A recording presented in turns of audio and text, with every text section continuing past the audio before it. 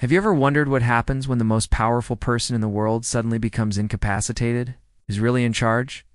This isn't a plot from a political thriller. It's a true story from American history. A story of a hidden presidency and a constitutional crisis that unfolded behind the closed doors of the White House.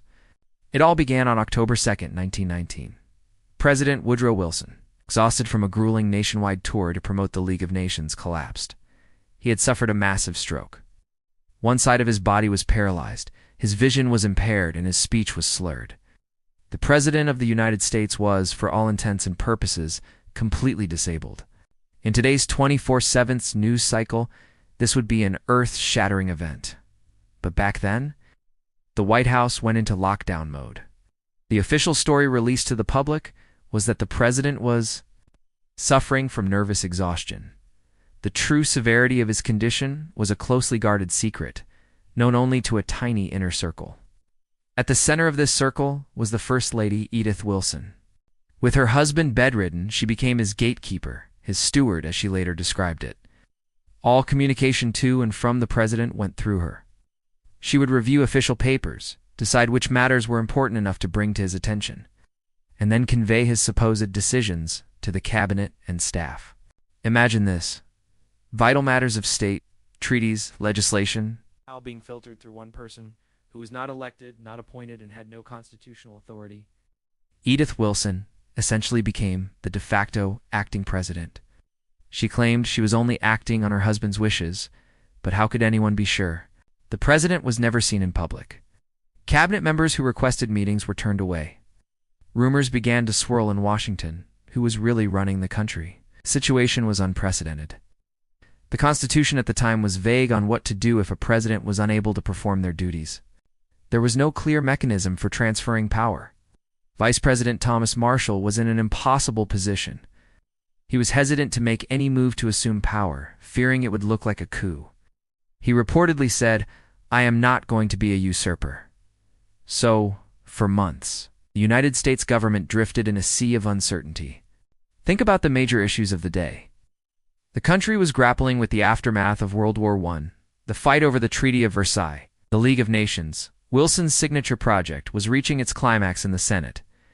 Without the president's active leadership and ability to negotiate, the treaty was ultimately defeated.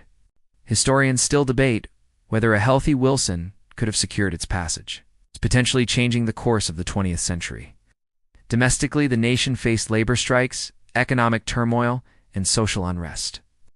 Yet the executive branch was paralyzed. Cabinet meetings were held, but they were more like discussion groups, as no one had the final authority to make a decision. It was a government in limbo, led by a First Lady who insisted her husband was still in control, even as he lay hidden away in his sick room. This period of the hidden presidency lasted for an astonishing 17 months, till the end of Wilson's term in March 1921. For nearly a year and a half, the American public was kept in the dark about the true health of their leader. The government was run by a secretive committee of two, a frail, incapacitated president and his fiercely protective wife. The Wilson crisis exposed a dangerous flaw in the American system of government. What if a president is alive but unable to lead? For decades after Wilson, this question lingered. It wasn't until the assassination of President John F. Kennedy that the nation was finally forced to confront this issue head-on. The result was the 25th Amendment to the Constitution, ratified in 1967. This amendment finally provided a clear, legal procedure for dealing with presidential disability. It allows for the vice president to become acting president if the president is unable to discharge their duties, either voluntarily or through a declaration by the vice president and a majority of the cabinet. The 25th Amendment has been invoked several times since. It's mostly for brief periods when presidents have undergone medical procedures. It stands as a direct legacy of the chaos and confusion that followed Woodrow Wilson's stroke. The story of Woodrow Wilson's secret presidency is a fascinating and sobering chapter in history. It's a reminder of how fragile the systems of power can be and how the course of history can be altered by the health of a single individual.